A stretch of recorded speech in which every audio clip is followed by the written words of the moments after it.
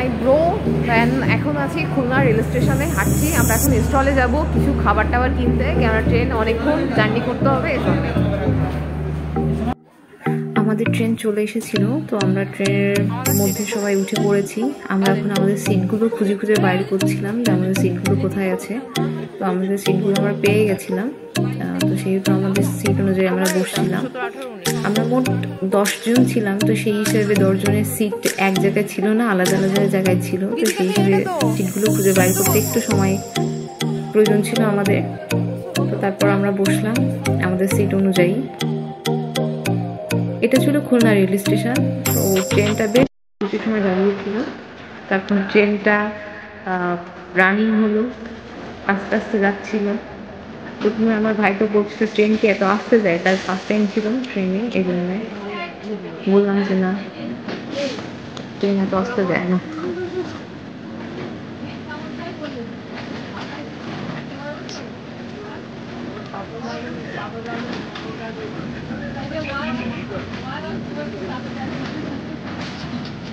আমি অনেক সময় বসেছিলাম, কিছু সময় পর আমি একটু হাঁটতে হাঁটতে চলে এসেছি ট্রেনের দরজার সামনে, অর্থাৎ গেটের সামনে। তো ওইখানটা দাঁড়িয়ে আমার খুব ভালো লাগছিল। আমি বরাবরই ট্রেনে উঠে গেটের সামনে গিয়ে একটু সময় দাঁড়াই।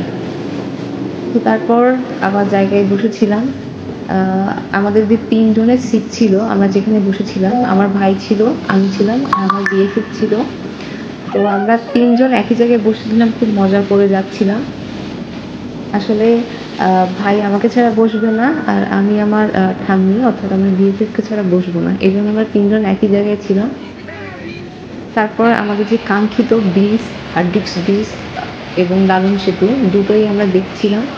আমি বরাবরই কনফিউজড হয়ে যাই যে কোনটা হার্ডিক্স ব্রিজ আর কোনটা লালন সেতু, মানে দুটোই গুলিয়ে যায় আমার। তো আমার ভাই কিছু সময় বলছিল যে দিদিভাই এটা দেখে তো মনে হচ্ছে যে অনেকটা আইল্যান্ড টাইপের মতো। একটু পরে নদীতে আমরা দেখতে পাবো যে নদীর মাঝখানে চর পড়ে গেছে। আমাদের এখানে গ্রাম্য ভাষায় বলা হয় যে নদীর মাঝখানে যদি বালুর স্তূপ থাকে তাহলে সেটাকে চর বলে। তো সেই হিসাবে মনে হচ্ছিল যে এটা অনেকটা আইল্যান্ড মতো।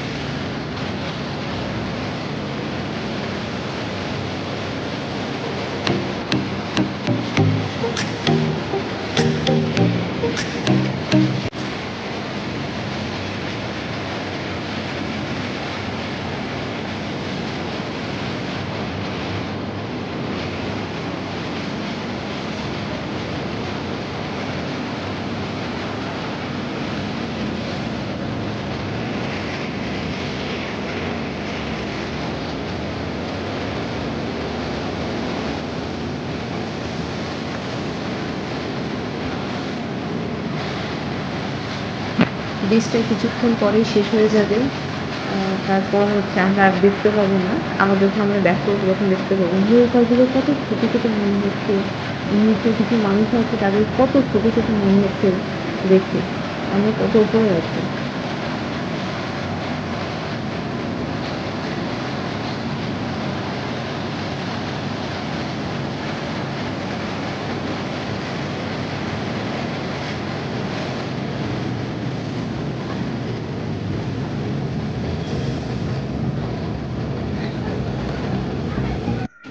আমার এই ভিডিওটা যদি ভালো লেগে থাকে তাহলে অবশ্যই লাইক, শেয়ার অ্যান্ড সাবস্ক্রাইব করে রাখবেন আমার চ্যানেলটিকে। তো ধন্যবাদ সবাইকে, আবার দেখা হবে নতুন ভিডিও নিয়ে।